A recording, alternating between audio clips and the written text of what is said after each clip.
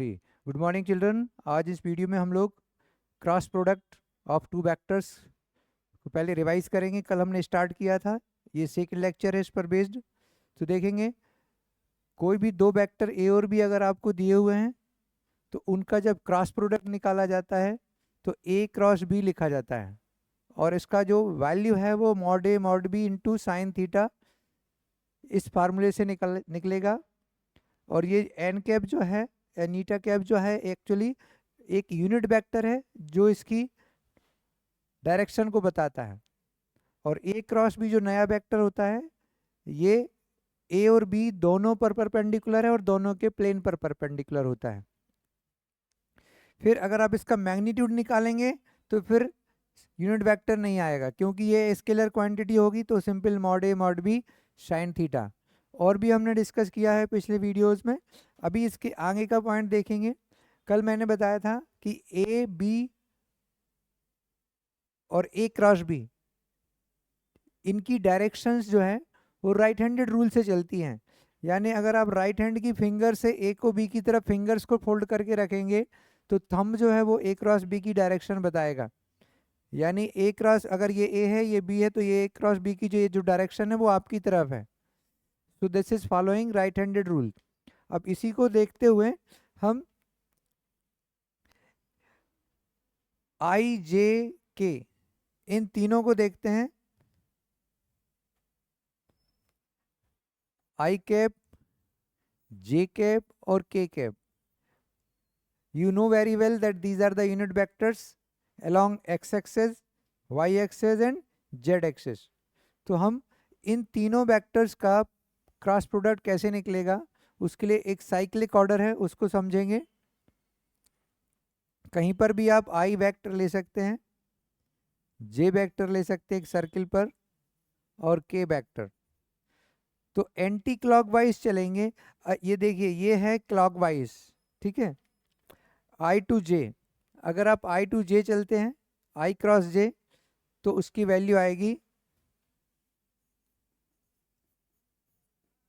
अब ये भी आपको देखना है, यहीं पर मैं एक डायग्राम से आपको दिखाता हूँ कि अगर ये वेक्टर एक्स एक्सेस है, डायरेक्शन दिखा रहा है, ये वाई एक्सेस की डायरेक्शन दिखा रहा है, और ये जेड एक्सेस की डायरेक्शन दिखा रहा है।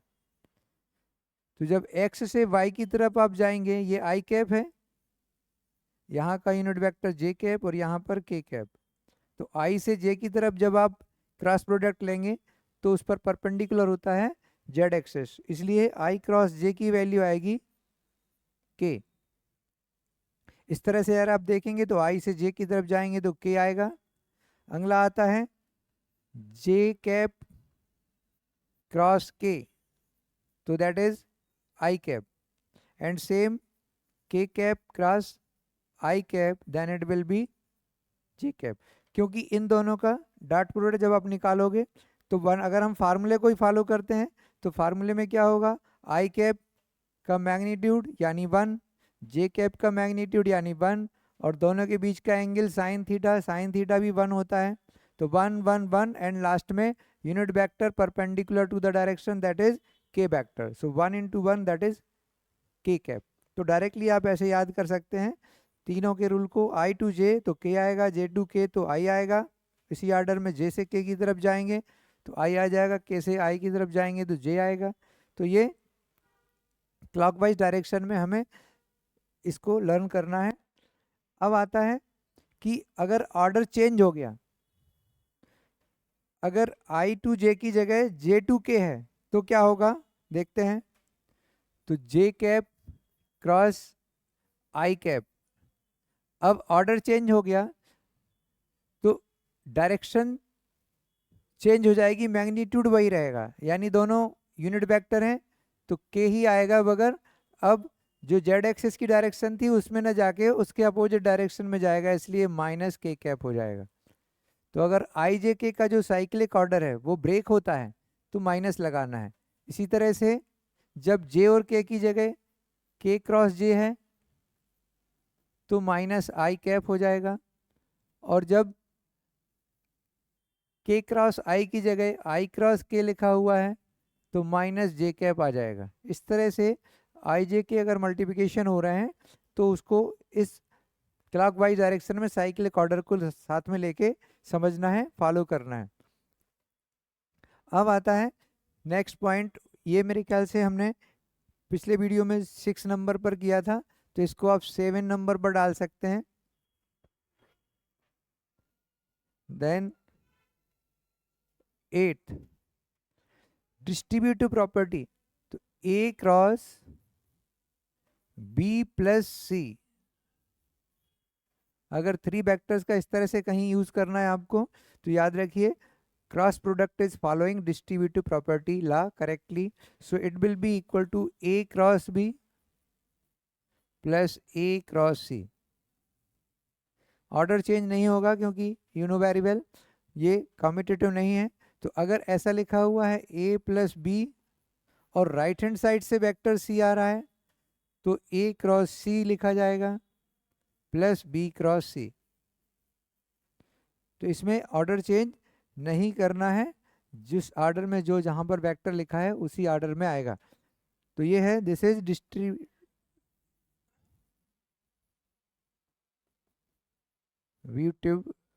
प्रॉपर्टी। फिर इसमें एक और आता है, आपको ध्यान से देखना है कि एक 9th पॉइंट ए क्रॉस ए, या अभी हमने ये पढ़ा हुआ है आई जे के फॉर्म में। अगर सेम वेक्टर है तो क्या होगा, जैसे ए क्रॉस ए, तब क्या आएगा, तो as per the rule mod A then mod A and sine theta. अब सेम वेक्टर है तो उनका क्रॉस प्रोडक्ट निकालने के लिए उनके बीच का एंगल क्या हो जाएगा, 0। सेम वेक्टर के बीच का एंगल 0 डिग्री।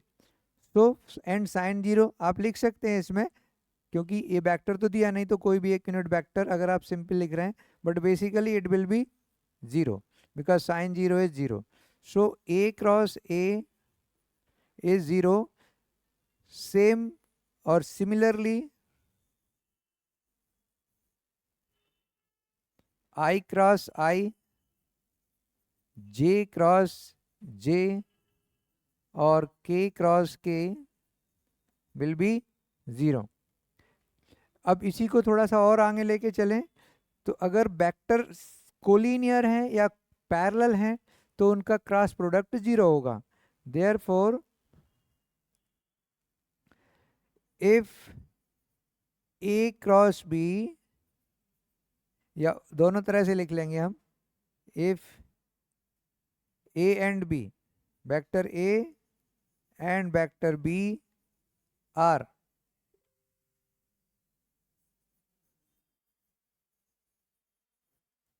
कोलिनियर और parallel, then A cross B will be 0।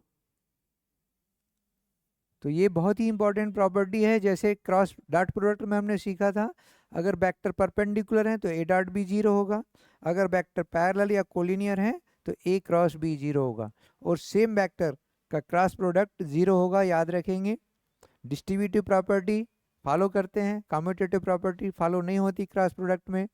और आई जे के को साइक्लिक ऑर्डर में लेंगे, तो आई से जे जाएंगे तो के आ जाएगा, जे क्रॉस के होगा तो आई आएगा।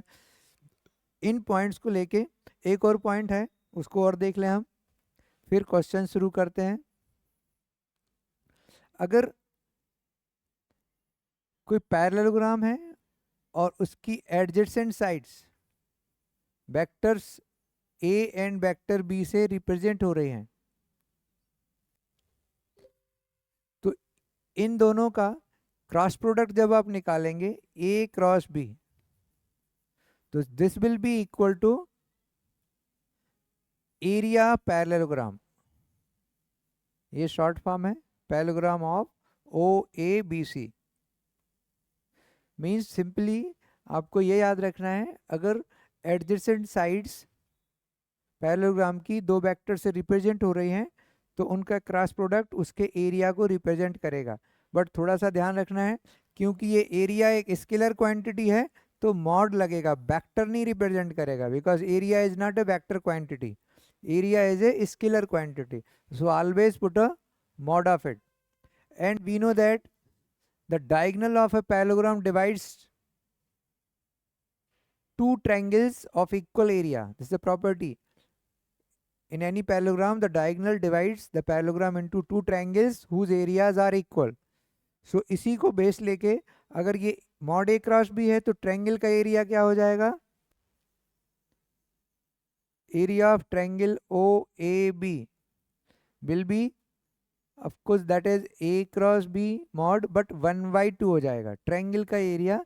तो ये भी आपको याद रखना है कि अगर ट्रायंगल की एडजेसेंट साइड दी हुई है as a vector A and B तो उसका एरिया निकालने के लिए half of mod of A cross B निकालना होता है, क्योंकि पैरेललोग्राम का एरिया ट्रायंगल के एरिया से डबल है।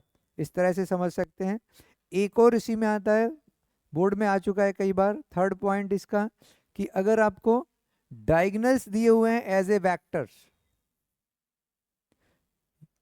अब ए और बी साइड्स नहीं है, अगर डायगोनल्स एज ए वेक्टर दिया है तो एरिया पैरेललोग्राम हो जाएगा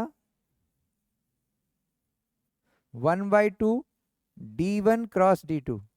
तो जो भी डायगोनल्स दिए हुए हैं उन वेक्टर्स को क्रॉस प्रोडक्ट निकाल के हाफ करने से भी एरिया पैरेललोग्राम आ जाता है। इस तरह से ये थर्ड 3 पॉइंट्स हैं, area parallelogram, area of triangle and area parallelogram when diagonals are given as a vector. अब एक लास्ट पॉइंट बनता है कि ए क्रॉस बी की वैल्यू निकालते कैसे हैं, तो उसको देखते हैं हम।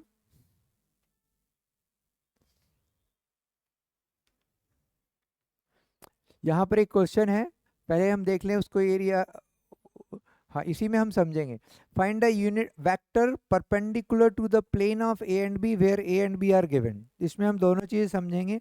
वेक्टर ए क्रॉस बी कैसे निकलता है, और पहले बताया जा चुका है कि ए क्रॉस बी है वो ए और बी के प्लेन पर परपेंडिकुलर होता है। तो प्लेन पर परपेंडिकुलर भी उसको मानेंगे ए क्रॉस बी को, और A cross B is perpendicular to vector A and vector B. Separately भी क्वेश्चन आ सकता है, यहाँ पर तो साफ साफ लिखा है plane of A and B. तो बेसिकली आपको क्या करना है, एक वेक्टर निकालना है जो इनके प्लेन पर परपेंडिकुलर हो। तो एज पर प्रॉपर्टी ए क्रॉस बी निकालना है। तो आपका सीधा आंसर होगा A cross B is perpendicular to the plane of A and B, therefore required vector is A cross B vector। पहले तो ये बता देना है। अब A cross B कैसे निकलेगा, तो डिटर्मिनेंट से निकलता है। आपको क्या करना है, पहली रो को I cap, J cap, K cap ले लेना है, और उसके बाद जो पहला वेक्टर है A, उसके जो I J K के कोफिशिएंट्स हैं 1 2 -2, इसको सेकेंड रो, और सेकेंड वेक्टर जो दिया है उसको थर्ड रो, तो 2 - 1 4।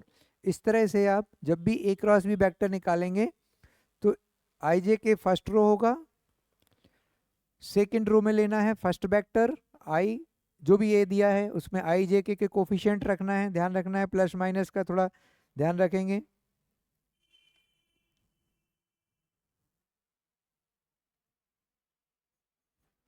और जो सेकंड वेक्टर है उसको थर्ड रो में लेना है। अब डिटर्मिनेंट्स की वैल्यू कैसे निकालते हैं, अगर आपने पढ़ा है तो ठीक है, अदरवाइज यहाँ पर हम देख सकते हैं। मैं स्टेप बाय स्टेप बता रहा हूँ। सबसे पहले क्या करना है, फर्स्ट रो और फर्स्ट कॉलम में जो एलिमेंट है उसको लेना है, यानी आई कैप को लिखना है आपको इधर, और आई कैप को लिखने के बाद आप क्या करेंगे, फर्स्ट रो और फर्स्ट कॉलम को छोड़ देंगे, जो बचेगा वो इधर आ जाएगा 2 -2 -1 4। पहला पॉइंट याद रखेंगे, इस एलिमेंट को लेना है। अगर बाई चांस कोई डिटर्मिनेंट दूसरा सॉल्व कर रहे हैं, वहाँ पर यहाँ नंबर लिखे हुए हैं, तो पहले ये एलिमेंट और फिर फर्स्ट रो फर्स्ट कॉलम को छोड़ते हुए जो बच रहा है वो यहाँ लिखना है। सेकेंड, जब सेकेंड एलिमेंट लेंगे इसको, तो याद रखेंगे जे कैप लिखने के पहले माइनस का साइन लगेगा, ये रूल है डिटर्मिनेंट का।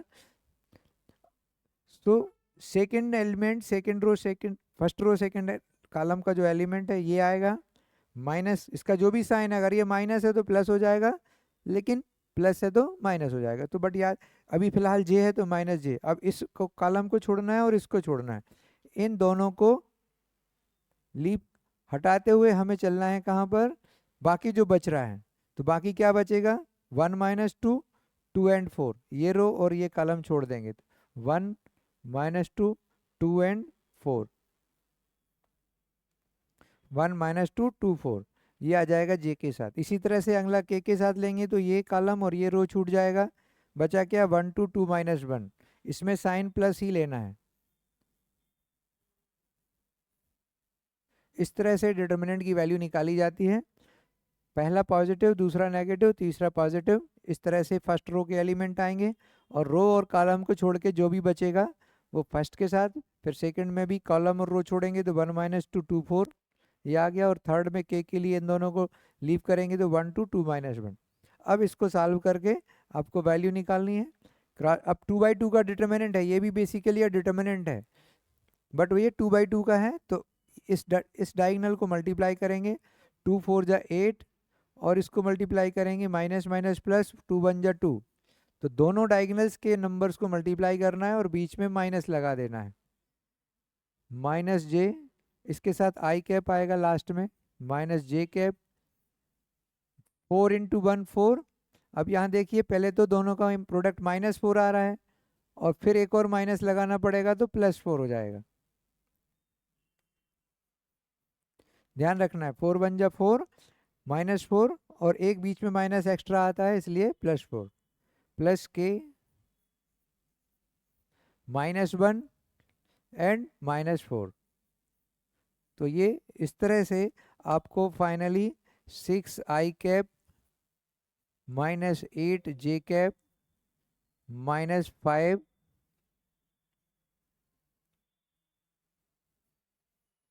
के कैप, इस तरह से ये आपका ए क्रॉस बी वेक्टर आ गया।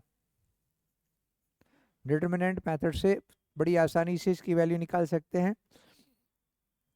अब आगे बढ़ते हैं, तो ये आपका आ गया vector which is perpendicular to plane of A and B. अगर यहाँ प्लेन नहीं लिखा होता, सीधा लिखा होता perpendicular to the vector A and B, तो भी आंसर यही होता, क्योंकि जो प्लेन पर परपेंडिकुलर है, जैसे ये देखिए ये बोर्ड पर परपेंडिकुलर है, तो ये बोर्ड पर कहीं भी कोई भी दो वेक्टर हो, ये अगर परपेंडिकुलर है तो ये इस पर भी परपेंडिकुलर होगा, इस पर भी परपेंडिकुलर होगा। कैसे होगा, तो आपको इनिशियली बताया गया है कि किसी भी वेक्टर को उसके पैरेलल डायरेक्शन में कहीं भी शिफ्ट कर सकते हैं विद सेम मैग्नीट्यूड। तो अगर यहाँ वेक्टर है तो हम इसको यहाँ परपेंडिकुलर सपोज कर सकते हैं, then it is perpendicular to B, यहाँ सपोज कर सकते हैं तो it is perpendicular to A, but direction और मैग्नीट्यूड सेम रहता है, वेक्टर को आप रोटेट कर सकते हैं, फ्री वेक्टर की तरह इसको कंसीडर किया जाता है। तो ये ए क्रॉस बी कैसे निकाला जाता है, फिर से एक बार जल्दी से देखेंगे। First row I J K and second row first vector से निकलेगा और थर्ड रो सेकेंड वेक्टर से। आगे चलते हैं, एक और क्वेश्चन देखेंगे। Find a vector of magnitude 5 and perpendicular to the plane of these two vectors. अब यहाँ पर मैग्नीट्यूड भी दिया हुआ है इस वेक्टर का जो आपको निकालना है, और परपेंडिकुलर के लिए दो वेक्टर दिए हुए हैं। तो पहला पार्ट तो वही है जो हमने पिछले क्वेश्चन में किया, सिर्फ मैग्नीट्यूड सेम रखने के लिए या 5 रखने के लिए हमें कुछ एक्स्ट्रा करना पड़ेगा। तो देखते हैं इसमें पहले फर्स्ट पार्ट, क्योंकि लास्ट में ये भी पूछा है how many such vectors are possible. तो पहले पार्ट के लिए मैंने पहले भी बताया था, अगर क्वेश्चन में फर्स्ट पार्ट सेकंड पार्ट करके नहीं पूछा है, ऐसा लास्ट में कुछ ऐड कर दिया है, तो आपको ध्यान रखना है पहले फर्स्ट पार्ट का आंसर करिए आई लिख के, फिर सेकंड पार्ट का प्रॉपरली आंसर होना चाहिए ताकि कोई पार्ट छूटे ना और एग्जामिनर को भी चेक करना आसान होता है। सो पहले हम निकालेंगे A cross B, direct A cross B. मैंने वही वेक्टर रखे यहाँ पर जिससे कि हमें थोड़ा सा सेम कैलकुलेशन करने से जल्दी क्लियर होता है। 1 2 -2, फिर 2 -1 4, ये ए क्रॉस बी है। आई लेंगे तो फर्स्ट और फर्स्ट रो फर्स्ट कॉलम छोड़ देंगे तो आई कैप 2 -2 1 4 आ गया।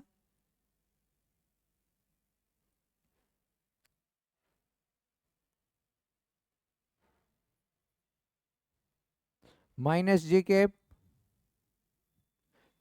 1 minus 2 2 4 plus K cap 1 2 2 minus 1 then 8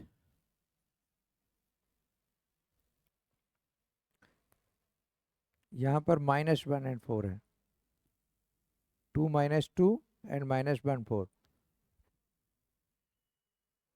सो जब इसको मल्टीप्लाई करेंगे तो आएगा 8 और ये हो जाएगा -2 क्योंकि ये माइनस माइनस प्लस हो जाएगा जो भी एक एस पर रूल बीच में माइनस होता है वो आएगा देन माइनस जे कैप और यहाँ आ जाएगा 4 and minus minus +4 plus K cap -1 -4 so finally -6 no 6 है -6 नहीं यहाँ पर ये आई कैप ही है ओहो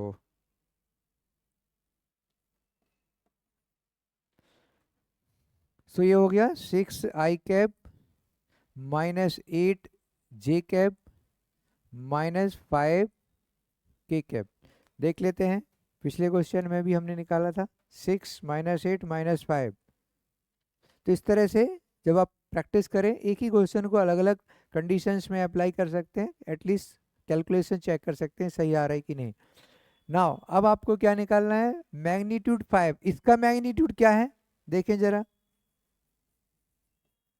तो मैग्नीट्यूड किसी वेक्टर का निकालने के लिए क्या करना होता है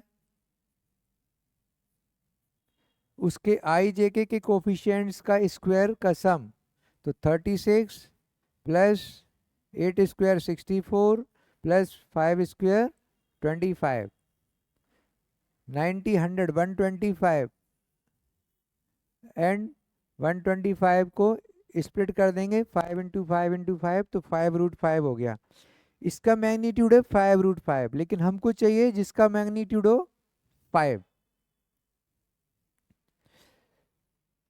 तो इसी की डायरेक्शन में चाहिए क्योंकि ये परपेंडिकुलर है प्लेन पर और हमें परपेंडिकुलर लेना है ए क्रॉस बी इज परपेंडिकुलर तो बेसिकली हमें क्या करना है इस वेक्टर का यूनिट वेक्टर निकाल के और उसको 5 से मल्टीप्लाई करना है एक बार डायग्राम से समझ लें अगर ये वेक्टर ए है ये वेक्टर बी है और ये इन दोनों पर परपेंडिकुलर है ए क्रॉस बी तो इसी डायरेक्शन में हमको निकालना है जिसका मैग्नीट्यूड 5 हो तो हम इसका यूनिट वेक्टर निकालेंगे और 5 से उसको मल्टीप्लाई कर देंगे तो आ जाएगा उसका मैग्नीट्यूड 5 हो जाएगा तो आपको लिखना क्या होगा required vector is 5 into A cross B upon mod A cross B पहले के वीडियोस में आप देख सकते हैं यूनिट वेक्टर निकालने का फार्मूला है vector upon its magnitude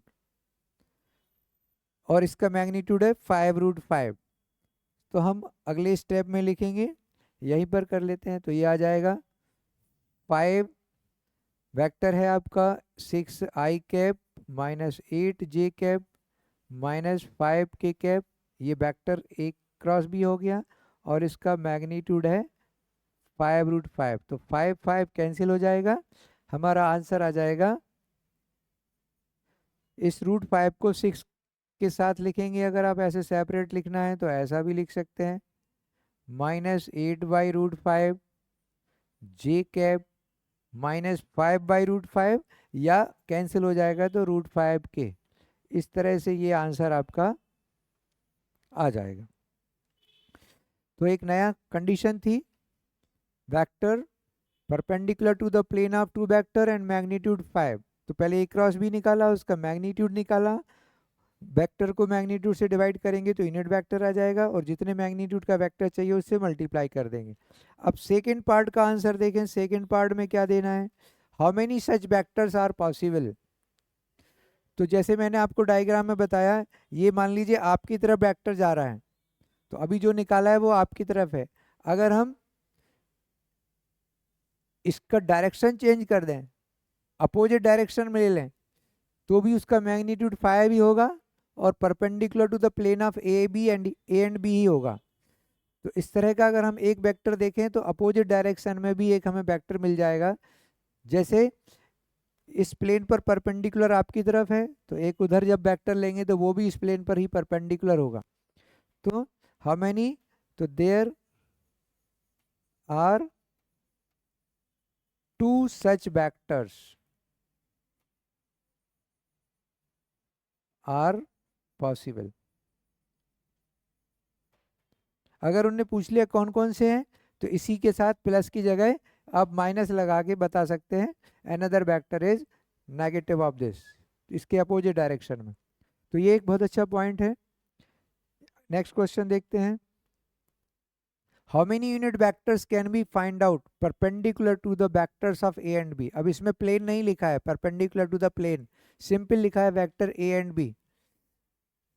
how many unit vectors can be find out perpendicular to the vectors of a and b where a and this and b is this। अब इसमें सिर्फ number पूछा है तो पहला तो अभी जो पिछले क्वेश्चन में किया उसके हिसाब से इसका आंसर हो जाएगा 2 यूनिट वेक्टर्स आर पॉसिबल। इसमें लिखा नहीं है कि निकालना है, लेकिन कई बार बच्चे देखते साथ आता है तो तैयारी करके आए तो निकाल के ही दिखा दिया। इस क्वेश्चन का आंसर सिंपल होगा 2 वेक्टर्स, बस, और कुछ भी नहीं लिखना है इसमें। मैंने इसलिए क्वेश्चन ऐसा बनाया है कि आपको लगेगा कि ए क्रॉस बी निकालना है, हमको नहीं निकालना है, सिंपल पूछा हुआ है हाउ मेनी यूनिट वेक्टर्स। तो कौन कौन से होंगे, जो ए क्रॉस बी की डायरेक्शन में एक आपकी तरफ होगा उसका यूनिट वेक्टर, यानी पहला अगर बाई चांस पूछ लिया कि वाट आर दे तो पहला हो जाएगा ए cross B upon mod A cross B, एक तो ये हो गया। दूसरे में इसी में माइनस लगा दी, जो प्लस माइनस करके ये दोनों यूनिट वेक्टर हो जाएंगे। बट निकालना नहीं है, इसलिए ऐसा क्वेश्चन भी आ जाते हैं कई बार, हमें लगता है सॉल्व करना है और हम फ्लो में आके पूरा टाइम वेस्ट कर देते हैं। ध्यान से पढ़ना है क्वेश्चन को, सिर्फ नंबर पूछा है तो नंबर होंगे 2 vectors. Then next, using vectors A and B where A is this B is this, prove that cross product of 2 vectors is not commutative. तो पिछली क्लास में बताया गया था A cross B and B cross A are not equal. Why not equal, because their directions are opposite. तो पहले आप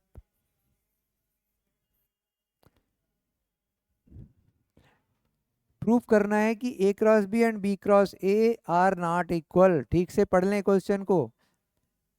using vectors A and B where A is this and B is this, prove that cross product of 2 vectors is not commutative. तो आप पहले A cross B निकालिए, I cap J cap and K cap.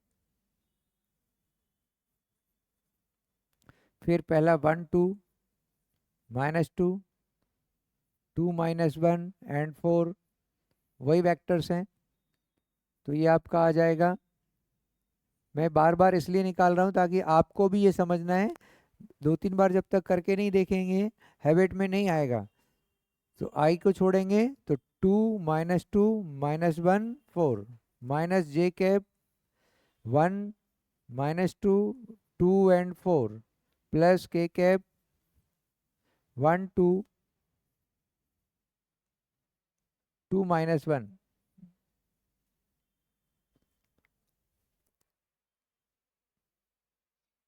Check कर ले एक बार, minus जे 1 -2 2 4 के लिया तो 1 2 एंड 2 -1।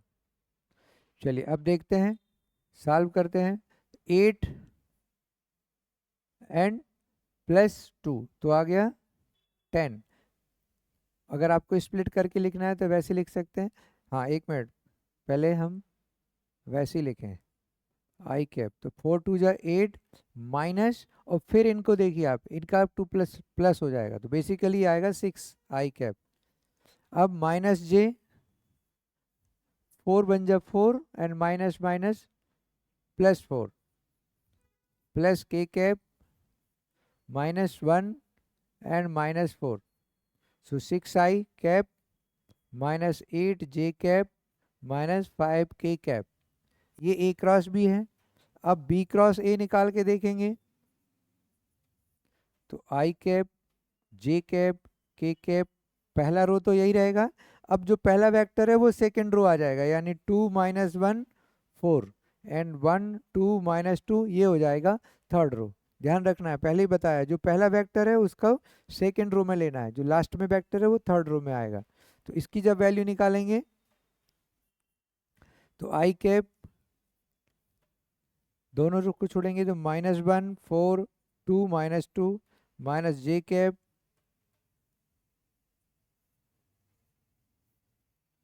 इन दोनों को छोड़ देंगे 2 4 1 -2 प्लस के कैप, फर्स्ट ये कॉलम और रो छोड़ देंगे 2 - 1 1 2,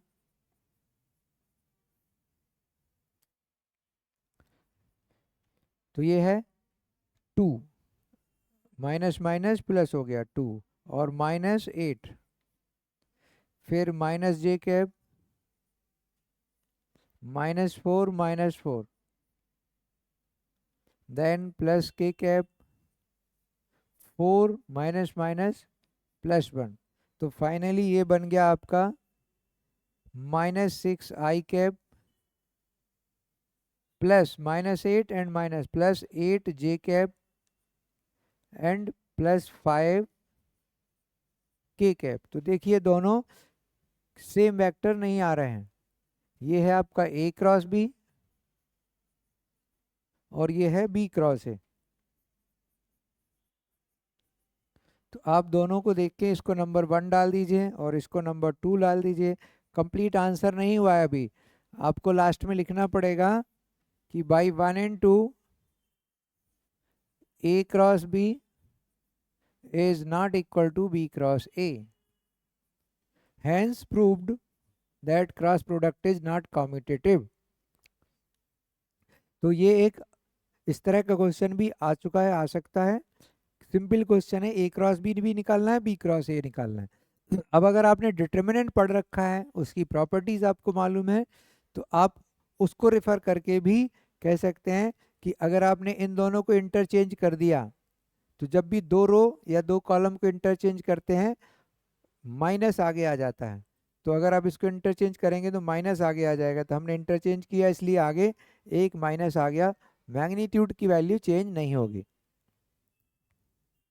इसको दूसरे तरह से पूछ सकते हैं, prove that mod of A cross B equal to mod of B cross A. तो आप इसका मॉड निकाल दीजिए, इसका मॉड निकालिए, दोनों का मैग्नीट्यूड इक्वल आएगा। नेक्स्ट देखते हैं, find area of a parallelogram whose adjacent sides are represented by these two vectors। तो अभी हमने डिस्कस किया था, सीधा आंसर में हम ए क्रॉस बी निकालेंगे, एरिया ऑफ पैरेललोग्राम, ये शॉर्ट फॉर्म है, बट याद रखना है मॉड्यूलस निकालना है, ए क्रॉस बी नहीं निकालना, ए क्रॉस बी का मैग्नीट्यूड। तो पहले ए क्रॉस बी निकालेंगे, आई कैप, जे कैप, के कैप, ए क्रॉस बी, ए वेक्टर क्या है 3 1 -2 1 3 -4, और अब आई कैप को छोड़ देंगे तो ये रो और ये column 1 -2 3 -4 minus J cap 3 -2 1 -4 and की कैप के बाद आ रहा है 3 1 1 3। सो it is -4 and minus minus +6 -12 +2 minus minus plus हो जाएगा and K cap 9 -1। So finally आ गया आपका 2 आई कैप,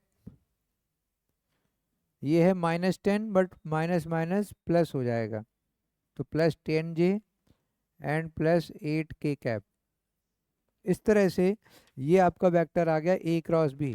लेकिन अब हमको निकालना है मैग्नीट्यूड, तो लास्ट में आप लिख देंगे area parallelogram is square root of 2 square plus 10 square plus 8 square, यानी 164 एंड 4 168, रूट 168। और एरिया का यूनिट होता है स्क्वायर यूनिट, तो आंसर आएगा स्क्वायर यूनिट 164 एंड 4 168। तो इस तरह से एरिया पैरेललोग्राम भी निकाला जा सकता है अगर उसके एडजेसेंट साइड्स के वेक्टर नोन हो, गिवन हो। तो आज हमने एक बार जल्दी से हम शुरू से रिवाइज करके देख लें क्या क्या डिस्कस किया। तो पहले हमने समझा था कि आई जे के को जब भी मल्टीप्लाई करेंगे आई क्रॉस जे आएगा तो के आएगा साइक्लिक ऑर्डर के हिसाब से, जे क्रॉस के है तो आई आएगा, इसको ध्यान रखना है। अगर इस ऑर्डर को ब्रेक कर दिया जे और आई है तो माइनस के हो जाएगा, ऑर्डर चेंज हुआ तो नेगेटिव आ जाएगा। फिर डिस्ट्रीब्यूटिव प्रॉपर्टी, अभी इस पर बेस्ड क्वेश्चन हमने किया नहीं, अगले वीडियो में करेंगे। तो ये जब भी बाहर से कोई वेक्टर अंदर मल्टीप्लाई होगा डिस्ट्रीब्यूटिव प्रॉपर्टी के अकॉर्डिंग सही होगा, बट ऑर्डर चेंज नहीं कर सकते। लेफ्ट में है तो लेफ्ट में ही आएगा, राइट साइड में है तो राइट साइड में ही आएगा। सेम वेक्टर अगर मल्टीप्लाई करते हैं आई क्रॉस आई या जे क्रॉस जे या ए क्रॉस ए, तो क्योंकि दोनों के बीच का एंगल 0 होगा, साइन 0 0 होता है, सो फाइनल वैल्यू इज 0। जबकि ए डॉट ए क्या होता है, मॉड ए स्क्वायर। थोड़ा बीच में पुराना भी रिवाइज करते चलना है। ए डॉट ए करोगे तो मॉड ए स्क्वायर आएगा, वो 0 नहीं आएगा, लेकिन ए क्रॉस ए 0 आता है। सिमिलरली किसी भी वेक्टर को इसके साथ क्रॉस प्रोडक्ट करेंगे वैल्यू 0 आएगी। साथ में ये भी याद रखना है कि अगर दो वेक्टर कोलिनियर हैं या पैरेलल हैं तो क्रॉस प्रोडक्ट 0 होता है। देन हमने यहाँ पर देखा कि किसी पेयर ऑफ वेक्टर्स के प्लेन पर परपेंडिकुलर वेक्टर, तो ए क्रॉस भी परपेंडिकुलर होता है, ए पर भी, बी पर भी और उनके प्लेन पर भी। तो इस तरह से आप ए क्रॉस भी निकाल सकते हैं। प्रोडक्ट कैसे ए क्रॉस बी को किस तरह से निकालना है, तो डिटर्मिनेंट में फर्स्ट रो आई जे के, सेकेंड रो फर्स्ट वेक्टर और थर्ड रो सेकेंड वेक्टर, इस तरह से हम उसको सॉल्व करके ये डिटर्मिनेंट निकालने की मेथड है। अगले में हमने क्या देखा, magnitude 5 and perpendicular to the plane of two vector. तो पहले वेक्टर ए क्रॉस भी निकालना है, फिर मैग्नीट्यूड निकालना है। डिवाइड कर देंगे वेक्टर को मैग्नीट्यूड से तो यूनिट वेक्टर आ जाएगा, और फिर जितना मैग्नीट्यूड का वेक्टर चाहिए उससे मल्टीप्लाई कर दीजिए। और ऐसे कितने वेक्टर हो सकते हैं, तो देयर विल बी 2 वेक्टर्स, क्योंकि एक ए और बी के परपेंडिकुलर डायरेक्शन ये है और एक अपोजिट डायरेक्शन है, दोनों का साइन चेंज होगा, बट ऐसे 2 वेक्टर हो सकते हैं जिनका मैग्नीट्यूड 5 होगा और दोनों प्लेन पर परपेंडिकुलर होंगे। फिर आता है उसी क्वेश्चन को थोड़ा अलग तरह से पूछ लिया, how many unit vectors can be find out perpendicular to vector A and B. तो सिंपल आंसर है 2 वेक्टर्स, और निकालना नहीं है, तो मैंने समझाने के लिए लिखा है कौन कौन से 2 वेक्टर होंगे, तो ए cross B upon mod A cross B plus और माइनस। तो ये एक क्वेश्चन सिर्फ इसलिए रखा है कि आप ये सीखें कि क्वेश्चन को करने के पहले क्वेश्चन को ठीक से पढ़ना है और क्या पूछा गया है बस उतना ही आंसर करना है। आपको बनता है ये अलग बात है, बट पूछा नहीं गया है क्वेश्चन में, तो उसमें टाइम वेस्ट नहीं करना है। Then using vectors A and B prove that cross product is not commutative. तो पहले ए क्रॉस बी निकालिए, फिर बी क्रॉस ए निकालिए, और दोनों वेक्टर डिफरेंट बता दीजिए कि they are not equal, so it is not commutative. Then last area parallelogram निकालना है। हमने डिस्कस किया हुआ है area parallelogram A cross B का मॉड निकलता है, तो ए क्रॉस बी निकाल के उसका मॉडुलस निकाल दीजिए, एरिया पैरेललोग्राम आ जाएगा। इसी में अगर एरिया ऑफ ट्रायंगल पूछा होता तो इसको 1/2 कर देना था, तो 1/2 करेंगे तो एरिया ऑफ ट्रायंगल निकल आएगा। बट याद रखना है एरिया ऑफ ट्रायंगल और एरिया ऑफ, मैंने बताया हुआ है शुरू में यहाँ पर, ये जब दो एडजेसेंट साइड्स ए और बी वेक्टर के फॉर्म में दी हुई हैं तो उनका क्रॉस प्रोडक्ट से एरिया पैरेललोग्राम निकलेगा, और अगर ट्रायंगल की एडजेसेंट साइड दी हुई है तो उसका एरिया पूरे एरिया का हाफ होता है, इसलिए 1/2 ऑफ ए क्रॉस बी आएगा। और अगर डायगनल्स दिए हुए हैं वेक्टर्स d1 एंड d2, किसी पैरेललोग्राम के डायगनल अगर आपको नोन है तो उनके क्रॉस प्रोडक्ट का मॉडुलस निकाल के हाफ कर देंगे तो एरिया पैरेललोग्राम आ जाएगा। तो इस तरह के क्वेश्चन सब अगले वीडियो में देखेंगे। तब तक आप करते रहिए अपना प्रैक्टिस, और कोई भी डाउट है तो कांटेक्ट करें, कमेंट्स में लिखें। Thank you so much. अपने मैसेज ज़रूर भेजते रहें, कुछ लोगों ने मैसेज किया है, थैंक यू फॉर दैट।